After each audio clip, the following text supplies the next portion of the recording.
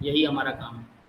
Hello everyone, welcome to Vanti classes. My name is Manjeet Bhardwaj. तो हम भाई हाइड्रोजन लेसन कर रहे थे, तो आगे चलिए शुरू करते हैं। Physical properties of hydrogen.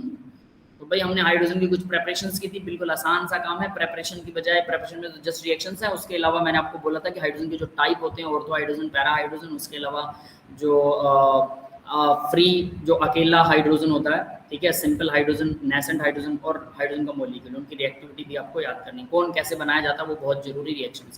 जहाँ पे भी इंपॉर्टेंट मार्क किया था वो याद कीजिएगा। फिजिकल प्रॉपर्टी देखिए, लाइटेस्ट है, कलरलेस है, ऑर्डरलेस है, टेस्टलेस है, ये हमें पता है। Soluble in water, sparingly soluble, बहुत कम। इनफ्लेमेबल, आग लग सकती है इसमें, बिल्कुल। लेस रिएक्टिव गैस, इनफ्लेमेबल तो है लेकिन रिएक्टिविटी लेस है। अब ये कमाल की बात है। आप कहेंगे सर आग तो बड़ी जबरदस्त लगती है, फिर रिएक्टिविटी लेस क्यों है? भाई हाइड्रोजन हाइड्रोजन का बॉन्ड तोड़ने के लिए एनर्जी चाहिए होती है, तो अपने आप आग नहीं लगेगी, थोड़ा सा हीटिंग इसको चाहिए ही चाहिए। आगे देखिए, इसका फ्रीजिंग पॉइंट जो है -259.2 डिग्री सेल्सियस है, बॉइलिंग पॉइंट -252 डिग्री सेल्सियस है। तो कितना डिफरेंस है? 7 डिग्री का डिफरेंस है फ्रीजिंग और बॉइलिंग पॉइंट के बीच में। Very low, indicating less intermolecular interaction, less होता है due to the freezing point. Hydrogen is used to cryogenic fluid, ये क्रायोजेनिक फ्लूइड की तरह यूज होती है। Produce low temperature, low temperature produce करने के लिए हम क्या करते हैं? हाइड्रोजन को लिक्विड बना लो। लिक्विड कितने टेम्परेचर पर होता है? ये freezing point, boiling point -252 degree Celsius पर ये लिक्विड होगा, है ना। तो लिक्विड हाइड्रोजन को जब किसी के साथ टच में लाएंगे तो वो हाइड्रोजन उसको अपना एनर्जी दे, मतलब ठंडा कर देगा और उससे एनर्जी ले लेगा और उड़ जाएगा हवा में। फिर से दूसरा लिक्विड हाइड्रोजन ले आओ, तीसरा लिक्विड हाइड्रोजन, और इस तरह से हम किसी चीज को बहुत ज्यादा ठंडा कर सकते हैं हाइड्रोजन के हेल्प से। क्रायोजेनिक फ्लूइड इसे बोला जाता है। क्रायोजेनिक का मतलब बहुत ठंडा करना होता है। क्लियर है बेटा? यस, क्लियर है सबको? Yes sir. कौन एनर्जी देती है? 104 किलो कैलोरी या फिर 436 किलो जूल पर मोल। और हाइड्रोजन की बॉन्ड लेंथ 74 पिकोमीटर होती है। हाइड्रोजन लेस रिएक्टिव है, required high temperature for reaction, ठीक है। तो ये भाई बॉन्ड लेंथ दिखा रखी है, खैर इसका कोई ज्यादा मीनिंग नहीं, बस रीड कीजिए एक बार। केमिकल प्रॉपर्टी ऑफ हाइड्रोजन है, हाइड्रोजन न्यूट्रल होता है।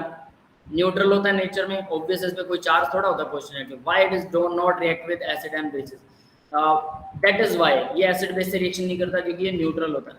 लेस रिएक्टिव है, hydrogen is very less reactive in nature because high bond dissociation energy की वजह से, हाई बॉन्ड डिसोसिएशन एनर्जी, तो ये लेस रिएक्टिव होता है, याद रख लेना, कहीं आप इसका गड़बड़ कर दो।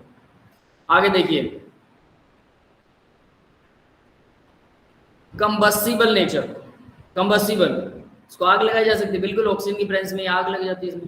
कंबस्टिबल का मतलब, हाँ बेटा। सर आपने क्रायोजेनिक के बारे में बताया, तो सर रॉकेट्स में भी क्रायोजेनिक इंजन होता है, तो वो दोनों सेम होता है?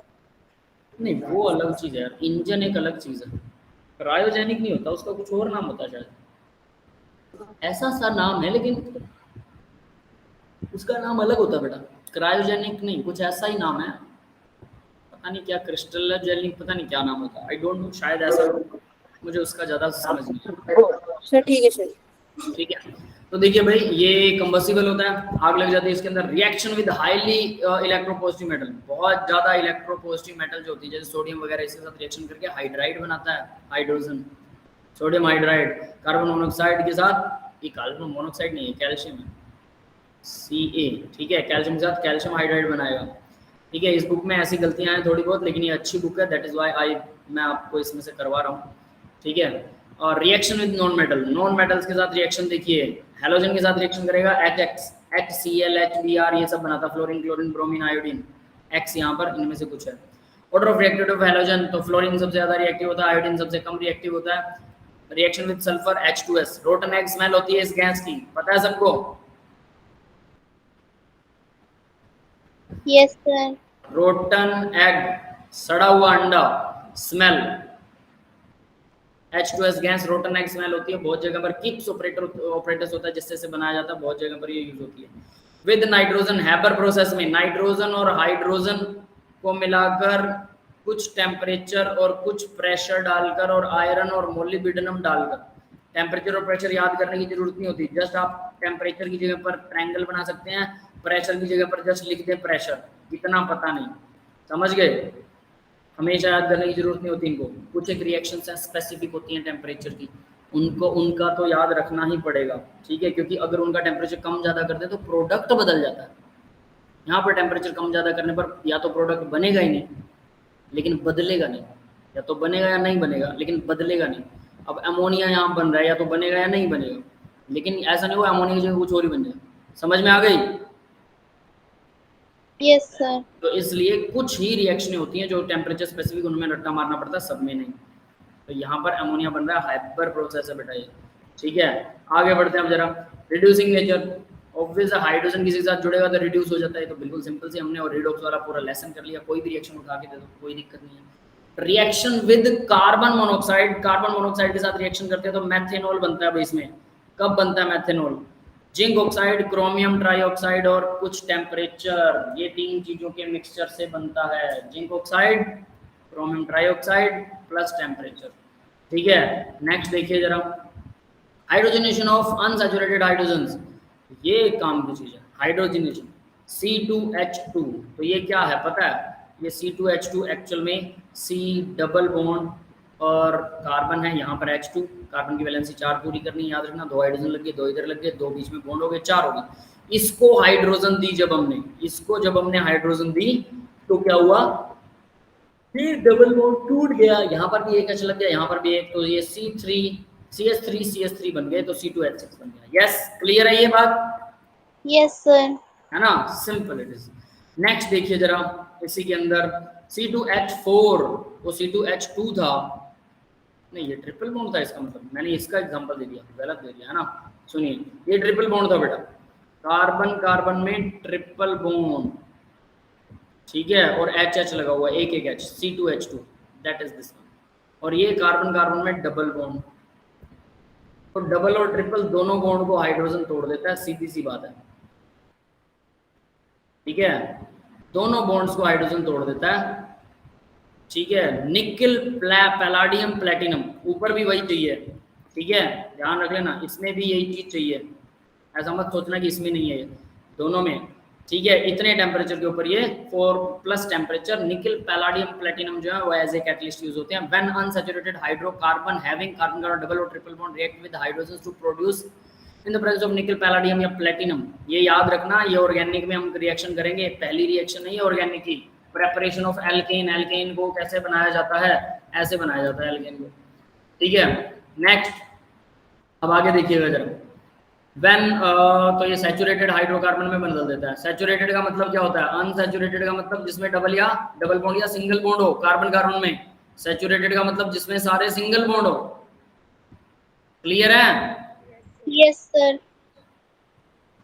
ऑल सिंगल बॉन्ड, सारे सिंगल बॉन्ड होते हैं वो सैचुरेटेड होता है भाई। ठीक है, सब सिंगल बॉन्ड हो, सैचुरेटेड हाइड्रोकार्बन। और अनसैचुरेटेड का मतलब जिसमें कम से कम एक डबल बॉन्ड हो। Important, hydrogenation of vegetable oil. अब ये एक इंपॉर्टेंट पार्ट इसने दिया है कि वेजिटेबल ऑयल, वेजिटेबल ऑयल क्या होते हैं भाई, बताया कोई? नारियल का तेल, सरसों का तेल, पता है? Yes sir. मस्टर्ड ऑयल, नारियल का तेल, ये सबने सुना हुआ है। अगर इस ऑयल को, अगर मैं हाइड्रोजन दे दूं इस ऑयल को, इसमें बहुत सारे अनसैचुरेटेड बॉन्ड होते हैं। अनसैचुरेटेड बोले तो डबल या ट्रिपल बॉन्ड होते हैं, पॉली अनसैचुरेटेड ऑयल्स होते हैं। ठीक है, वेजिटेबल ऑयल्स, जो भी वेजिटेबल से जिस भी तरह के ऑयल, जितने भी ऑयल निकलते हैं सब के सब पॉली अनसैचुरेटेड होते हैं। इनमें बहुत सारे कार्बन कार्बन डबल बॉन्ड होते हैं। When these oil are exposed to the air for a long time, then double bond will be oxidized and the oil becomes ठीक है rancid। become के बाद full stop नहीं है। ठीक है, oil becomes rancid having foul smell, मतलब इनमें से गंदी स्मेल आने लग जाती है। ऑक्सीजन इसके साथ रिएक्शन कर लेती है, ऑयल भी सड़ जाता है कुछ टाइम के बाद, अगर आप ऑक्सीजन की प्रेजेंस में इनको एक्सपोज कर देते हैं। Smell and unpleasant taste in nature.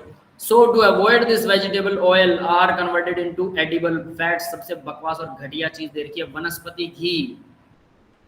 Vegetable oils से एडिबल फैट बनता है वनस्पति घी। किसने देखा भी एडिबल फैट क्या होता है? डालडा घी सुना? Yes sir. ये वही है, डालडा घी ऐसे बनाया जाता है। डालडा घी को बनाने का ये तरीका है, जानवरों की स्किन से, बहुत से ऐसे जानवर होते हैं जिनसे तेल भी निकाला जा सकता है, जिनके स्प्लीन वगैरह में, कहीं ब्लैडर वगैरह में हल्का ऑयली सिस्टम होता है, तो वहाँ से उन ऑयल को निकाल कर भी हम लोग ये इस तरह का वनस्पति घी बना सकते हैं, लेकिन वो बहुत महंगा प्रोसेस है। तो इसका मतलब वनस्पति घी, जो डालडा घी बनता है, वनस्पति, नाम ही वनस्पति है, यानी कि वेजिटेबल ऑयल से मिलकर बनने वाला। तो सही।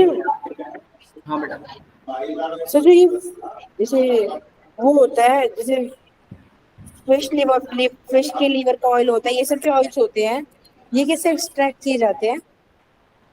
भाई इनकी बहुत ज़्यादा जानकारी नहीं है, बट एक्चुअल में मुझे जो लगता है फिश के लीवर का ऑयल, इस तरह के ऑयल्स एग्जिस्ट नहीं करते हैं जानवरों को, जो मुझे लगता है, बट मुझे एग्जैक्ट नॉलेज नहीं, मैं साफ बता रहा हूँ, ठीक है।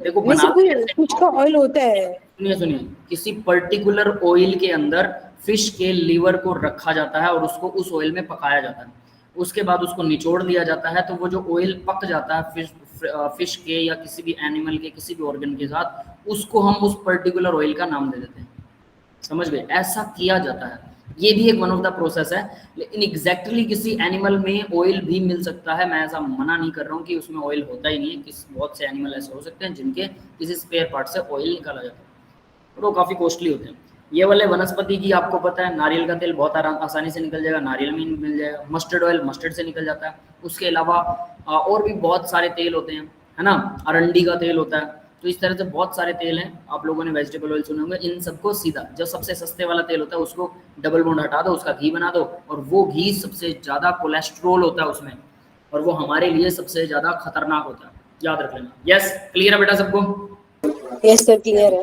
वेजिटेबल ऑयल, तो वेजिटेबल ऑयल को जब हाइड्रोजन देते हैं निकल, प्लेटिनम या पैलाडियम की प्रेजेंस में, तो वो एडिबल फैट ऑयल बन जाता है, फैट सॉलिड, वनस्पति घी, दैट इज वनस्पति घी। क्लियर है? सर ये तो 10th में भी था, हाइड्रोजनेशन का process. This whole process is known as hydrogenation और हार्डनिंग ऑफ ऑयल, इसको हाइड्रोजनेशन और हार्डनिंग ऑफ ऑयल भी बोलते हैं, ठीक है, ये इंपॉर्टेंट प्रोसेस है, याद रख लेना भाई। नेक्स्ट देखिए, यूजेस ऑफ हाइड्रोजन, तो हाइड्रोजन कहाँ यूज होते हैं? वेजिटेबल ऑयल से फैट बनाने में यूज होता है, वनस्पति घी के अंदर, ये तो हमने कर ही लिया, पहला ऑयल है ना, पहला यूज वनस्पति घी बनाने में काम आता है। दूसरा, in liquid form as a rocket fuel, rocket fuel में हाइड्रोजन और ऑक्सीजन का मिक्सचर होता है, ये भी आपको पता होगा, ठीक है। नेक्स्ट, ये सर पता है। इन एयरशिप, हवा वाली शिप, मतलब जहाज, ऑफ बैलून, बैलून वाला जो जहाज होता है, देखा है?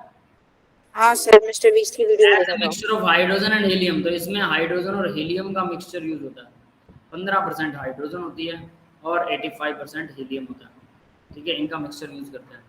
मुझे नहीं पता है कैसे यूज करते हैं, हीलियम का वैसे कोई काम तो होना नहीं चाहिए, तो गर्म करने के लिए यूज होती है शायद, ठीक है। हीलियम का मिक्सचर है, हीलियम ऊपर जाती है गर्म होके और वो ऊपर हवा में उड़ती है, क्योंकि वो हल्की गैस होती है, हाइड्रोजन बर्न करके हीलियम को गर्म करने का काम करती है, ऐसा कुछ प्रोसेस होता है, ठीक है। आगे बढ़ते हैं, फॉर्मेशन ऑफ डिफरेंट कंपाउंड्स, अलग अलग कंपाउंड्स को फॉर्म करने के लिए, लाइक अमोनिया बनाने के लिए हैबर प्रोसेस, ये हमने अभी भी किया था, है ना, और अल्कोहल बनाने के लिए, एल्केन बनाने के लिए, अदर हाइड्रोकार्बन्स बनाने के लिए, ये सब की जगह पर ये यूज होता है, ठीक है, हम कर चुके हैं। आगे देखते हैं बेटा, हाइड्राइड, ये इंपॉर्टेंट है, हाइड्राइड हमने वैसे पीछे बात की थी, हाइड्राइड क्या होता है? हाइड्रोजन पर जो नेगेटिव चार्ज होता है, H negative, that is called hydride, ठीक है। अब H नेगेटिव कब बनेगा? मेटल के साथ ही बनेगा H नेगेटिव, वैसे कैसे बन सकता है? मेटल जो इलेक्ट्रॉन डोनेट करना चाहती है, एल्कली मेटल हमेशा +1 ऑक्सीजन स्टेट दिखाती है, मतलब वो अपना इलेक्ट्रॉन डोनेट कर देती है, अगर उनके साथ हाइड्रोजन लगाओगे तो हाइड्रोजन को भी डोनेट कर देंगे, तो H नेगेटिव बन जाएगा, NaH, ठीक है। तो आयनिक हाइड्राइड कहलाएगा वो, तो देखिए आयनिक साल्ट लाइक सलाइन हाइड्राइड, आयनिक हाइड्राइड कह सकते हैं, साल्ट के जैसे हैं वो, सलाइन साल्ट ही होता है, सलाइन है ना, समुद्री जैसा। तो LiH, lithium hydride, sodium hydride, potassium hydride, rubidium hydride, caesium hydride, calcium hydride, calcium की वैलेंसी 2 होती है इसलिए 2 हाइड्रोजन लगेंगे, स्ट्रोंटियम 2 वैलेंसी, बैरियम 2 वैलेंसी, ठीक है, कार्ड आयनिक, तो इनको हम आयनिक बोलते हैं, ये सारे के सारे, सोडियम, मैग्नीशियम, बेरिलियम, तो देखिए भाई ये आयनिक हाइड्राइड्स है, और बेरिलियम का और मैग्नीशियम का जो हाइड्राइड होता है ये कोवेलेंट होते हैं। अब ये याद रखना आपको कौन सा आयनिक है कौन सा कोवेलेंट है, क्लियर है बेटा? Yes sir. है ना, कोवेलेंट पॉलीमेरिक हाइड्राइड्स, ये कोवेलेंट है, तो ये चीज जरूर याद रखनी भी, कोवेलेंट कौन सा है? Polymeric hydrides. आगे बढ़ते हैं, structure of these hydride are similar to rock like, इनका स्ट्रक्चर जो था रॉक लाइक होता है, they are also called salt like, saline या साल्ट लाइक भी बोलते हैं इनको। डाउन टू द ग्रुप नीचे की तरफ जब जाते हैं तो साइज इंक्रीज होता है, लैटिस एनर्जी डिक्रीज होती है, स्टेबिलिटी डिक्रीज होती है, मेल्टिंग पॉइंट डिक्रीज होता है, बॉइलिंग पॉइंट डिक्रीज होता है। ये सारा एक ही लाइन में दे रखा है। सिर्फ साइज बढ़ेगा नीचे जाएंगे जब हाइड्राइड्स का, क्योंकि मेटल्स का साइज बढ़ेगा, लैटिस एनर्जी कम होगी, स्टेबिलिटी कम होगी, मेल्टिंग पॉइंट कम होगा, बॉइलिंग पॉइंट कम होगा, सब कम हो रहा है। ठीक है, ये याद रख लेना भाई। आगे देखिए, on electrolysis of these hydride, जब इनको इलेक्ट्रोलाइज किया जाता है, hydrogen is liberated at anode. Hydrogen anode पर लिबरेट होती है। हमें पता है हाइड्रोजन कैथोड पर होती है, लेकिन यहाँ एनोड पर होती है, हमने पहले कर रखा है ना। Yes sir. हाइड्राइड में हाइड्रोजन एनोड पर होती है, इसके अलावा हाइड्रोजन हमेशा कैथोड पर ही होगी। C H C on reaction with water these hydride form hydrogen. पानी के साथ रिएक्शन करवा दो, सीधा हाइड्रोजन बनाते हैं, कोई डाउट ही नहीं है। These hydrides form complex hydrides which are good reducing agent. तो कॉम्प्लेक्स हाइड्राइड भी बनाते हैं जो गुड रिड्यूसिंग एजेंट होते हैं, है ना। Form complex hydride, lithium hydride है तो लिथियम एल्यूमिनियम हाइड्राइड बनाता है AlCl3 के साथ रिएक्शन करता है। ये कॉम्प्लेक्स हाइड्राइड्स क्या हुए? कॉम्प्लेक्स हाइड्रोजन देखो, लिथियम भी है, एल्यूमिनियम भी है, दो चीजें हैं, और उनके साथ हाइड्रोजन जुड़ा हुआ भी H नेगेटिव में, H नेगेटिव की फॉर्म में जुड़ा है, तो हाइड्राइड दो मेटल के साथ जुड़ा है, तो इसलिए इसको कॉम्प्लेक्स हाइड्राइड बोलेंगे। क्लियर है? हाँ जी sir. Complex hydride, lithium aluminium hydride एक होता है सोडियम बोरोहाइड्राइड, एक होता है lithium aluminium hydride. Sodium borohydride, lithium aluminium hydride, ये दोनों रिड्यूसिंग एजेंट होते हैं, बहुत अच्छे रिड्यूसिंग एजेंट है, ऑर्गेनिक में दोनों काम आएंगे, और इनका तो आपको अच्छे से याद हो ही जाएगा। लिथियम एल्यूमिनियम हाइड्राइड बहुत महंगा होता है, वेरी एक्सपेंसिव, ठीक है, इसलिए इंडस्ट्रियल लेवल पर इसको यूज नहीं करते। लैब में भी हमने देखा अभी तक, ठीक है, वैसे सुना हुआ है मैंने कि लैब में होता है जनरली, लेकिन ये महंगा होता है, काफी महंगा। ठीक है, they are compounds of d block element. Metallic hydride कौन से होते हैं? देखिए, इंटरस्टिशियल, वो आयनिक थे, ये मेटालिक हैं। तो आयनिक में क्या मेटल नहीं थी? बिल्कुल थी, लेकिन ये क्या है? इंटरस्टिशियल है, इंटरस्टिटियल हाइड्राइड, मेटालिक हाइड्राइड भी बोलते हैं। मेटल के साथ में इंटरस्टिटियल बनते हैं। मेटल के अंदर जो वैकेंसियां होती है ना, खाली जगह होती है, मेटल के एटम जब आपस में फिट होते हैं, उनकी खाली जगह में ये फिट हो जाते हैं। क्लियर है? Yes sir. उनकी खाली जगह में घुस जाते हैं हाइड्रोजन के मॉलिक्यूल्स, ठीक है, तो ये वो वाले हाइड्राइड्स बनाएंगे, है ना। तो देखिए, they are compound of d and f block. ये डी और एफ ब्लॉक एलिमेंट के कंपाउंड होते हैं, डेफिनेटली डी और एफ ब्लॉक के ही कंपाउंड ये ऐसा कर सकते हैं। They are compound of, in these hydrides hydrogen occupy interstitial sites present in the metallic lattice, so they are called interstitial hydride. तो इनको इंटरस्टिशियल हाइड्राइड बोलते हैं, हालांकि इसमें H नेगेटिव फॉर्म में नहीं होता, H जो है वो H2 की फॉर्म में होता है, हाइड्रोजन मॉलिक्यूल की फॉर्म में, ये याद रख लेना। प्रॉपर्टीज देखिए अब इसकी, property of this hydride are similar to the parent metal, metal के जैसी होती है प्रॉपर्टी, मेटल के जैसी, क्योंकि हाइड्रोजन कुछ उसके साथ रिएक्शन थोड़ा कर रहा है। So they are known as metallic hydride, इसलिए इनको मेटालिक हाइड्राइड बोलते हैं। These hydride are non stoichiometric in nature. Non stoichiometric का मतलब क्या होगा? हाइड्रोजन कितनी भी जुड़ सकती है एक मॉलिक्यूल के साथ, हैविंग वेरिएबल कंपोजिशन, इसका मतलब होता है वेरिएबल कंपोजिशन। जैसे पर मतलब उनके साथ हम हमेशा X लगा देते हैं हाइड्रोजन के साथ। हाँ, ये देखिए ZR H लगे हुए हैं, वो X की वैल्यू 1.3 से 1.75 हो सकती है। एक ZR के साथ, जिरकोनियम के साथ 1.3 से 1.75 जुड़ सकते हैं। अब हम कहेंगे 1.3 हाइड्रोजन कैसे जुड़ सकते हैं? इट इज नॉट पॉसिबल, है ना। अब देखो, मैं इसको पॉसिबल बनाता हूँ। अगर मैं इसको 100 से मल्टीप्लाई कर दूँ तो मैं यहाँ लिख रहा हूँ ZR 100, तो H कितने होंगे? H 13 भी हो सकते हैं, 130 या फिर 175, यस हो सकते हैं। हाँ सर, हो सकते हैं। तो 100 से मल्टीप्लाई कर देंगे तो अब आपके सामने सीधा फॉर्मूला आ जाएगा, लेकिन इस फॉर्मूले को कॉम्प्लेक्स बनाने के लिए सिंपल बनाना होता है, तो इसलिए हम इसको ऐसे लिख देते हैं 1.3 जैसी वैल्यू तो होती नहीं कोई, PIX। यस सर, ये जो आपने बनाया है ZR 100 और ये सर, ये नेचर में फिजिबल है? अरे बेटा, आपको क्या लगता है कोई एक एटम मिलता है आपको? नहीं। एक एटम उठा सकते हो? हम जब भी एक बिल्कुल बारीक सा कण भी उठाते हैं ना, उसमें लाखों मॉलिक्यूल होते हैं यार, लाखों, एक नहीं लाखों, है ना। सर। तो आपको लग रहा है 100 मॉलिक्यूल क्या पॉसिबल है? नहीं सर, वो मतलब समझ गए ना? तो ये ऐसा कभी होता है। आपने कैसे देखा नहीं है ना कि एक ही वर्ष तो इतना बड़ा नंबर। ऐसा सिंपलेस्ट फॉर्म, हम सिंपलेस्ट फॉर्मूला लिखते हैं, इसीलिए इसको सिंपलेस्ट करके ऐसे लिखा जाएगा, ऐसे लिखा जाएगा। तो ये देखो 1 2 3 4 सिंपल नंबर नहीं दिखा रहा। सिंपल नंबर तो ये बड़े वाले नंबर में ही सिंपल दिखाएगा। अब इतना बड़ा नंबर हम इमेजिन नहीं करते हैं, तो इस वजह से हमें लगता है कि भाई ये तो गड़बड़ है, इसीलिए इनको नॉन स्टोकियोमेट्रिक बोलते हैं। तो ये स्टोकियोमेट्रिक ही, लेकिन नॉन इसलिए भी बोलते हैं क्योंकि ये नंबर वेरी करता है। 130 से 175 कोई फिक्स नहीं है कि 130 ही जुड़ेंगे 175, इनके बीच में कुछ भी हो सकता है, 131 32 33 34 कुछ भी, है ना? तो कुछ ऐसे काम करता है। Metal of the group 7 8 9, 7 8 9 don't form any hydride, ये बहुत काम की चीज। 7 8 9 की मेटल जो है हाइड्राइड नहीं बनाती। So this particular part of periodic table is known as hydride gap. हाँ भाई, ये बात समझ में आई, हाइड्राइड गैप क्या चीज है? Yes, sir. तो बताइए जरा, 7 8 9 में कौन सी मेटल आती हैं? Iron. 7 8 9 ग्रुप में कौन सी मेटल्स आती हैं, कौन बताएगा? Iron. आयरन का 8वां ग्रुप होता है। 7 8 9 पीरियोडिक टेबल है किसी के पास? ओपन कर लो पीरियोडिक टेबल, क्या सर दिखता कर है? ली। फिर बताइए फिर 7वां 8वां 9वां ग्रुप कौन सा है? मैग्नीज, आयरन और cobalt. Manganese, iron and cobalt, that is 7 8 9 group. Yes, clear है?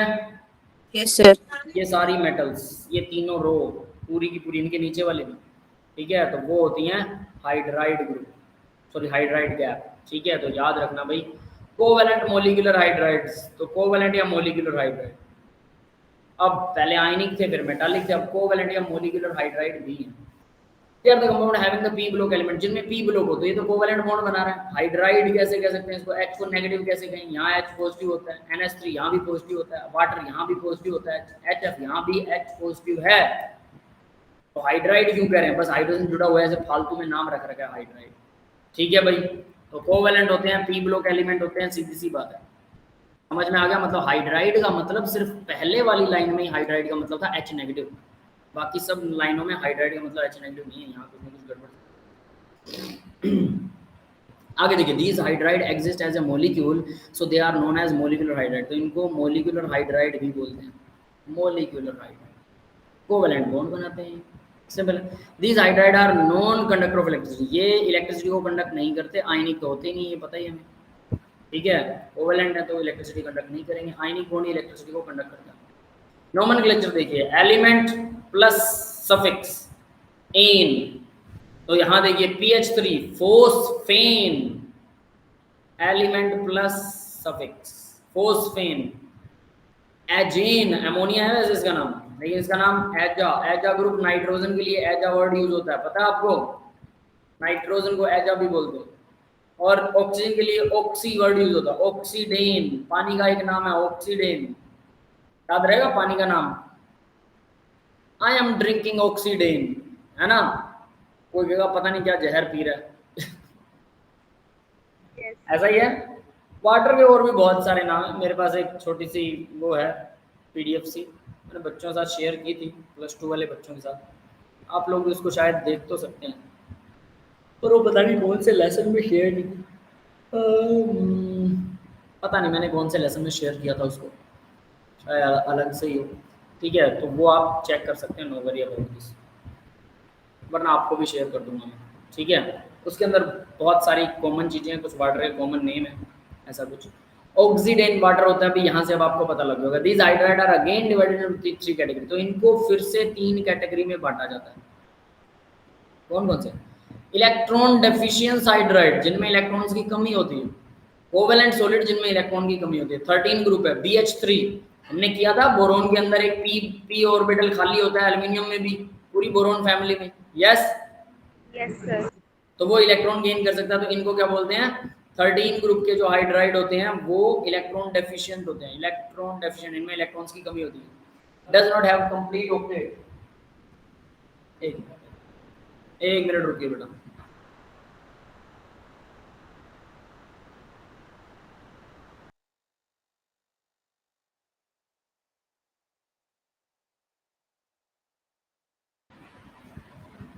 तो देखते हैं यहाँ पर, है ना। They are hydride of 13 group d in these hydride central atom does not have complete octet नहीं होता। Why they are called electron deficient, तो इनका सेंट्रल एटम जो है वो central atom does not have complete octet, उसमें एक orbital खाली पड़ा होता है। ये बोरोन का हम पहले ही कर चुके हैं, याद होगा सबको। Yes, sir. बोरोन फैमिली, ये होते हैं इलेक्ट्रॉन सफिशिएंट, प्रीसाइज, सफिशिएंट भी बोल सकते हैं, पूरे पूरे। कार्बन की पूरी फैमिली में कोई लोन पेयर नहीं है, कोई गैप नहीं है, कोई कुछ नहीं है, ठीक है। 14 ग्रुप की फैमिली, मैंने आपको बताया था इनके अंदर ये लोन पेयर एक्सेप्ट कर सकते हैं किसी का, क्योंकि एक ऑर्बिटल खाली होता है। तो ये क्या होते हैं, लेविस एसिड, लेविस एसिड भी यही होते हैं, याद है। Yes, sir. Yes, sir. तो लेविस एसिड, ये लोग लेविस एसिड भी होते हैं। फिर ये प्री साइज वाला ग्रुप कुछ नहीं होता, ठीक है। दिस टाइप सेंट्रल एटम के अंदर पूरे हाइड्राइड्स के अंदर सेंट्रल एटम में पूरे 8 इलेक्ट्रॉन होते हैं आउटर मोस्ट शेल में, कोई चक्कर ही नहीं है। नेक्स्ट देखिएगा सी, इलेक्ट्रॉन रिच हाइड्राइड, जिनमें ज्यादा होते हैं, कौन सा ग्रुप है। 14 के बाद 15, 16, 17, nitrogen family, oxygen family, fluorine family, nitrogen, oxygen, fluorine, H नहीं है यहाँ, ऑक्सीजन इसको काउंट कर रहा हूँ। ये सब क्या होते हैं, लेविस, लेविस बेस। अमोनिया वैसे भी बेस होता है, आपको याद है ना। लेविस बेस होते हैं क्योंकि इनमें एक्स्ट्रा इलेक्ट्रॉन होते हैं, लोन पेयर की तरह। सेंट्रल एलिमेंट, ई आएगा, ELE, एलिमेंट, एटम लिख दें, central atom, central atom which can be given to others, ठीक है। लोन पेयर होता है प्रेजेंट सेंट्रल एटम के ऊपर, सीधी सी बात है, सेंट्रल एटम के ऊपर लोन पेयर है, विच को छोड़ दो। So they are called electron rich compound, तो इनको इलेक्ट्रॉन रिच हाइड्राइड भी बोलते हैं, दैट्स इट। आगे देखते हैं अभी वाटर। अब बात आती है वाटर की, यानी अब इनको हम थोड़ा सा डीपली लेंगे। हाइड्राइड जहाँ पर खत्म हो गया, तो हाइड्राइड बता देता हूँ क्या थे, पहले एक ही पेज है। आयनिक हाइड्राइड है, असली हाइड्राइड तो यही है, आयनिक वाले। उसके बाद मेटालिक हाइड्राइड, ये मेटल के अंदर घुस के रहते हैं, छुप कर रहते हैं, क्लियर है। अंदर इंटरस्टिशियल, अंदरूनी जगह में, जहाँ मेटल्स के बीच में खाली जगह होती है वहाँ घुस जाते हैं, ठीक है। और ये नॉन स्टोकियोमेट्रिक होते हैं, जैसा कि एक एग्जाम्पल याद कर लो बस, बाकी सब बकवास आप लिख सकते हो, ठीक है। हाइड्राइड गैप, तो यहाँ पर आपको हाइड्राइड गैप के लिए 7, 8, 9 ग्रुप जो होता है, ये इसमें हाइड्राइड गैप होता है, ठीक है। बस ये याद रख लीजिएगा। कोवेलेंट हाइड्राइड के अंदर ये जितने भी मॉलिक्यूल्स होते हैं, CH4, NH3, वाटर, HF, ये सब कोवेलेंट हाइड्राइड है, ठीक है। और इनके नोमेनक्लेचर जरूर ध्यान रख लेना। अब कुछ नोमेनक्लेचर के बारे में, फॉस्फेन, एजेन, ऑक्सीडेन, ठीक है। फर्दर इलेक्ट्रॉन ये 3 तरह से कैरेक्टराइज हैं। कोवेलेंट वाले इलेक्ट्रॉन डेफिशिएंट हैं, जो कि लेविस एसिड होते हैं। इलेक्ट्रॉन सफिशिएंट हैं, जो कि कार्बन फैमिली है। और नाइट्रोजन, ऑक्सीजन और फ्लोरीन फैमिली लेविस बेस होती है। क्लियर है बेटा, ये हाइड्राइड है, इंपॉर्टेंट टॉपिक है हाइड्राइड का। यस, सबको समझ में आ गया। Yes, sir. Yes, sir. ठीक है, आगे बढ़ते हैं अब जरा। नेक्स्ट देखिए, अब पानी, पानी के बारे में सारों को, सबको प्रॉपर्टीज आती हैं पानी की। पानी देखा होगा, कौन कौन है हमारे यहाँ पर जिसने कभी पानी नहीं देखा। ऑक्सीडेन सर देखा है। चलो सही है, ये बात सही है ना, सबने देख रखा पानी। चलो ठीक है, पानी देखा, सारी उम्र से पानी पी रहे हो, है ना, नहा रहे हो, सब कुछ पानी से ही हो रहा है हमारा, खाना भी पानी से बनता है। तो पानी की प्रॉपर्टीज तो आपको पता होंगी फिर सारी, है ना। आग बुझाने के काम आता है, होली खेलने के काम आता है, रंग मिलाने के काम आता है, रोटी बनाने के काम आता है। वही छाप सकते हो, सारी छाप सकते हो, सब फिजिकल प्रॉपर्टी है, बिल्कुल छाप सकते हो। लेकिन केमिकल प्रॉपर्टी आपको नहीं आती होंगी, है ना, तो वही पड़ेगी। Pure water colourless, tasteless, odourless होता है। पानी का कोई रंग नहीं, कोई कलर नहीं है। ब्लूइश टिंग इन थिक लेयर्स, ये देखिए जरा, ब्लूइश टिंग इन थिक लेयर्स, बहुत ज्यादा पानी होता है वहां पे ब्लूइश कलर दिखाई देता है। क्यों देता है? स्कैटरिंग ऑफ लाइट की वजह से दिखाई देता है। पानी के अंदर लाइट जाती है, सनलाइट, सनलाइट में जो येलो कलर की लाइट होती है, सॉरी ब्लू कलर की लाइट होती है, वो फैल जाती है। बाकी की लाइट सीधी चली जाती है, सीधी वापस चली जाती है, लेकिन ब्लू कलर वाली पानी में फैल जाती है, ठीक है, इधर उधर भटक जाती है, इस वजह से पानी ब्लू नजर आता है। नीला ग्रह, ब्लू प्लेनेट, अर्थ को ब्लू प्लेनेट कहते हैं, क्यों जानते हैं? पानी की वजह से। पानी, अर्थ का 70% हिस्सा समुंदर है, पानी ने ढक रखा है, और वो ऊपर से ब्लू नजर आता है, इसलिए उसको नीला ग्रह कहते हैं। क्लियर है भाई? नीला ग्रह यस सर। पानी 0 डिग्री पर फ्रीज होता है, सबको पता है। 100 डिग्री के ऊपर बॉईल होता है, ये भी सबको पता है ना। मैक्सिमम डेंसिटी वन डेंसिटी होती है 4 डिग्री सेल्सियस पर, इसकी डेंसिटी मैक्सिमम होती है।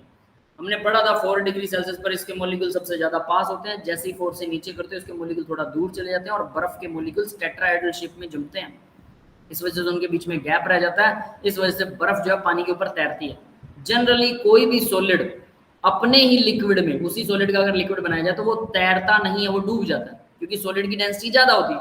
बट पानी ऐसा है जो अपने सॉलिड में, उसका सॉलिड पानी के अंदर तैरता है, जैसे बर्फ पानी में तैरती है, जबकि बर्फ पानी से मिलकर बनी है तो वो ज्यादा घनी हो जानी चाहिए, लेकिन इसका स्ट्रक्चर ऐसा होता है इसके सॉलिड का कि वो पास आने की बजाय थोड़ा दूर चले जाते हैं मॉलिक्यूल, जब ये सॉलिड फॉर्म में जमता है। दैट इज व्हाई ये क्या होता है, बैठता नहीं है, तैरता है। समझ में आ गया भाई? तो 4 डिग्री पर सबसे ज्यादा पास होते हैं मॉलिक्यूल, 4 के बाद और नीचे लेके जाओगे मॉलिक्यूल दूर हो जाएंगे, डेंसिटी कम हो जाएगी। क्लियर है बेटा? Yes sir. It is a polar molecule, V shape structure होता है, ये सब चीजें आपको पता है। पोलर मॉलिक्यूल है, वी शेप स्ट्रक्चर है। द बोन एंगल 104.5 डिग्री होता है, ठीक है। High dielectric constant high होता है। ये क्या चीज होती है भाई? इलेक्ट्रिसिटी जब आप पानी में से पास करेंगे तो पानी के अंदर, हमें पता है salty water good conductor of electricity होता है, तो साल्टी वाटर में से जब इलेक्ट्रिसिटी को पास करेंगे तो इस सिरे से इस सिरे तक बीच में जो इलेक्ट्रिसिटी का अमाउंट होता है जो पानी के अंदर है, तारों में से तो चल ही रहा है, पानी में जो रह गया उसको बोलते हैं डाई इलेक्ट्रिक कांस्टेंट। समझ में आया? सिंपल भाषा में बता रहा हूँ, लेकिन फिजिक्स में इसके ऊपर बहुत सारी चीजें, बहुत सारी इक्वेशन है, तो वो फिजिक्स में यूज कीजिएगा, यहाँ सिंपल बता रहा हूँ। क्लियर है बेटा? Polar characteristic of water makes it excellent solvent, polar and ionic solvent, तो ये पोलर कैरेक्टर होता है, ये भी हम जानते हैं भाई। पुअर कंडक्टर ऑफ इलेक्ट्रिसिटी है, it is tendency to associate, it exist in the liquid state as a single water molecule does not associate with the hydrogen bonding के साथ जुड़ता है, ये existed. Hydrogen bonding is responsible for high value of specific heat, latent heat, ये सब ठीक है, ये सब कॉमन चीजें आप लोग याद कर सकते हैं, सिंपल, ठीक है। केमिकल प्रॉपर्टीज, मेन तो हमारे केमिकल प्रॉपर्टीज है काम की। वाटर जो है H और OH में टूटता है, ये हमें पता है। pH इसका 7 होता है, बिल्कुल ये भी पता है। वीक इलेक्ट्रोलाइट है, वीक इलेक्ट्रोलाइट मतलब इलेक्ट्रोलाइट जो H और OH में मतलब टुकड़ों में टूट जाए, वीक है ये, जल्दी से नहीं टूटता, ठीक है। प्योर वाटर ये 25 डिग्री पर H और OH बराबर होते हैं, 10⁻⁷ होते हैं, इसी वजह से इसका pH 7 होता है, ये भी हम जानते हैं। विद मेटल, मेटल के साथ रिएक्शन करके हाइड्रोजन लिबरेट करता है, कैल्शियम और हाइड्रोजन, ये पहले भी रिएक्शन आ चुकी है, ठीक है। एक्सोथर्मिक होती है, ये ब्लास्ट के साथ जलती है, ऑब्वियस है। आगे देखिए next, reaction with non metal, non metal के साथ रिएक्शन करके एसिड बना रहा है भाई, क्लोरीन के साथ, क्लोरीन और पानी रिएक्शन कर रहे हैं, एसिड बना रहे हैं, plus HClO hypochlorous acid, HClO, clear है ये सबको?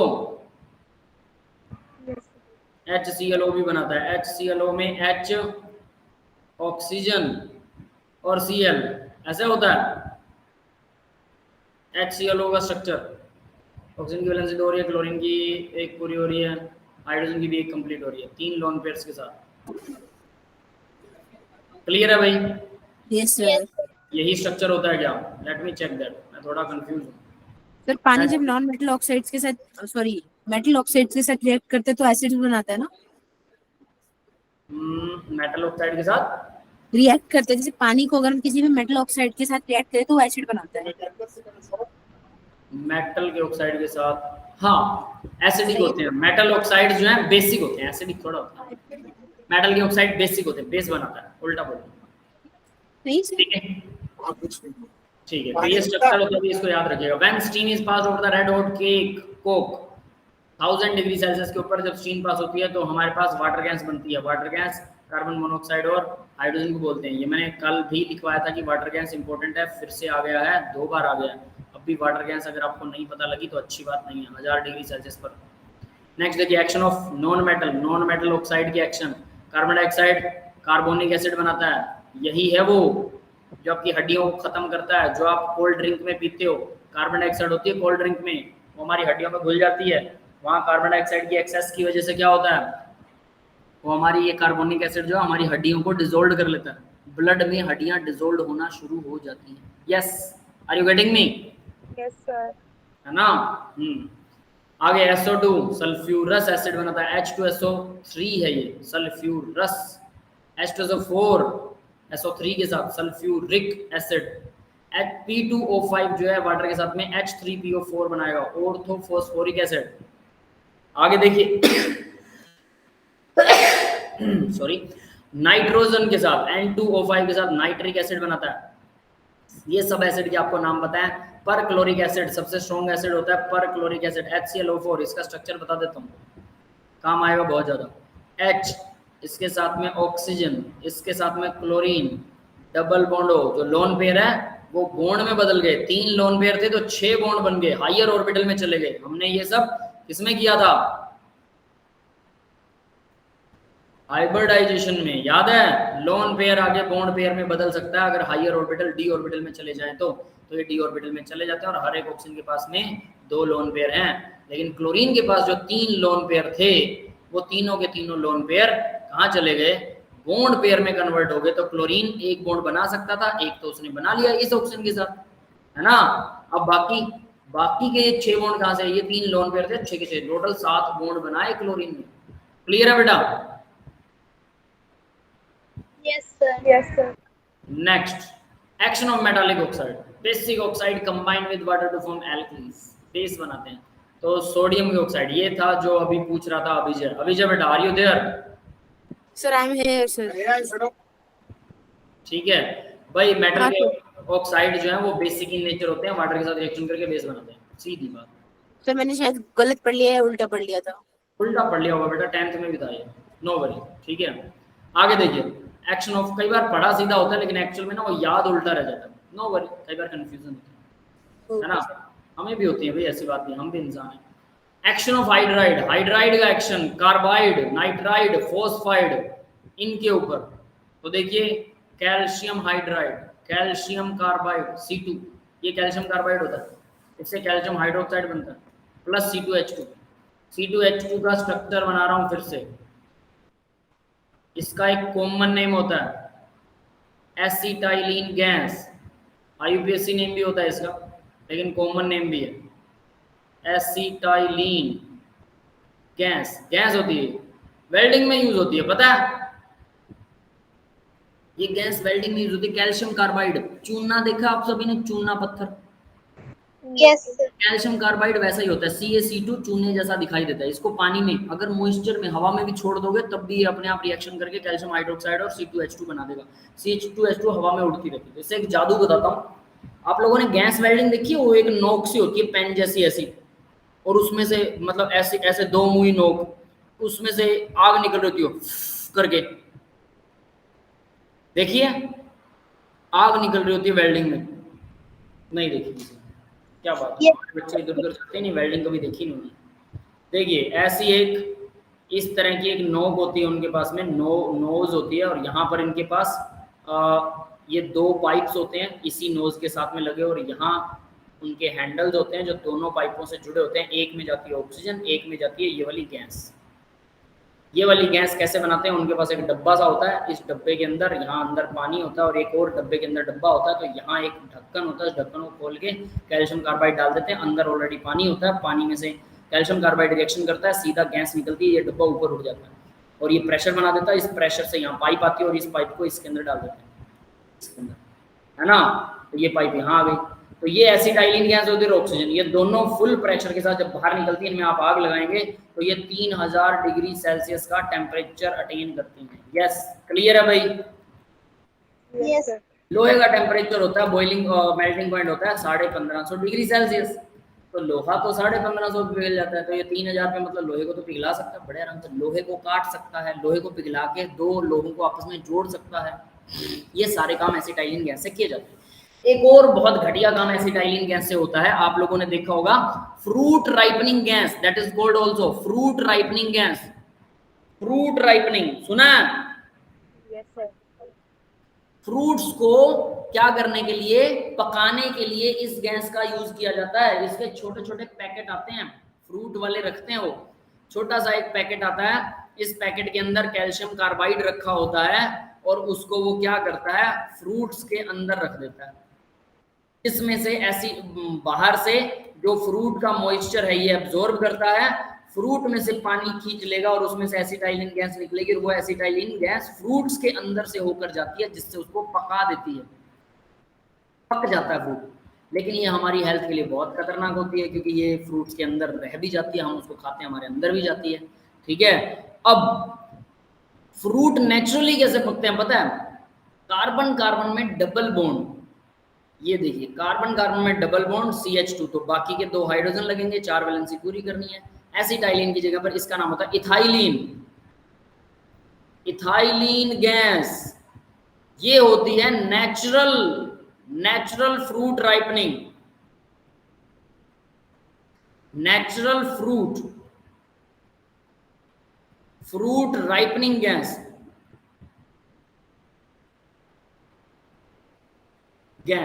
क्लियर है भाई? ये नेचुरल वाली होती है, और ये क्या होती है? ये बहुत खतरनाक वाली होती है, और इसको यूज करते हैं फ्रूट राइपनिंग गैस के तौर पर, जो सब्जी वाले होते हैं, फ्रूट वाले होते हैं, और ये बहुत गलत है, क्योंकि ये हमारे लिए बहुत हार्मफुल है। यस, क्लियर है बेटा सबको? ये यस सर। समझ गए? तो ये कैल्शियम कार्बाइड से बनती है, बहुत आसानी से बन सकती है, वेल्डिंग में भी यूज होती है, साथ में फ्रूट राइपनिंग में भी यूज होती है, दोनों जगह पर यूज होती है ना। आगे बढ़ते हैं, तो ये कैसे बनती है इसी के बारे में दिखा रखा है इन्होंने। नेक्स्ट देखिए, aluminium carbide AlC3, that is AlC3 water के साथ CH4 मीथेन गैस बनाएगा, aluminium hydroxide plus methane. Magnesium nitride NH3 ammonia बनाता है, कैल्शियम फोस्फाइड PH3 फोस्फीन बनाता है। ये सारे उसने पहले लिख रखे थे। यस, क्लियर है बेटा सबको? याद करने हैं सभी के नाम, और कुछ नहीं है, एक ही बार में याद हो जाएंगे। हाँ जी, क्लियर है सबको? Yes sir. अब बात करते हैं हाइड्रोलाइसिस। हाइड्रोलाइसिस क्या होता है ना? देखिए हाइड्रोलाइसिस क्या है? Many salt, specially the salt of strong base and weak acid, weak base with strong acid and weak base with weak acid undergo hydrolysis. कितनी सारी बकवास है, कुछ नहीं है, बहुत सारे साल्ट होते हैं, हमने पढ़ा था इसको आयनिक इक्विलिब्रियम में। एसिड बेस वाले जो साल्ट हैं, जिसमें वीक एसिड या वीक बेस होता है, वो पानी के साथ रिएक्शन करके हाइड्रोलाइसिस, पानी 2 टुकड़ों में टूटता है, दोनों में से एक टुकड़ा या दोनों टुकड़े उसके साथ रिएक्ट कर लेते हैं। यहाँ दोनों टुकड़े रिएक्ट कर रहे हैं, Na के साथ OH जुड़ गया और COO के साथ H जुड़ गया। ठीक है, तो दोनों टुकड़े जुड़ रहे हैं या दोनों में से कोई एक टुकड़ा जुड़ जाता है, उसको बोलते हैं hydrolysis. Hydride of non metal are decomposed by water. PCl5 को पानी के साथ रिएक्शन करोगे H3PO4 बनता है, PCl3 को वाटर के साथ H3PO3 बनता है प्लस HCl। ये भी ऐसा करते हैं, जस्ट रिएक्शन है और कुछ भी नहीं है। उसके बाद में आएगा hard and soft water. Hard और सॉफ्ट वाटर को हम कल करेंगे, मुझे लग रहा है कि अभी सुनते सुनते बोर हो गए है ना।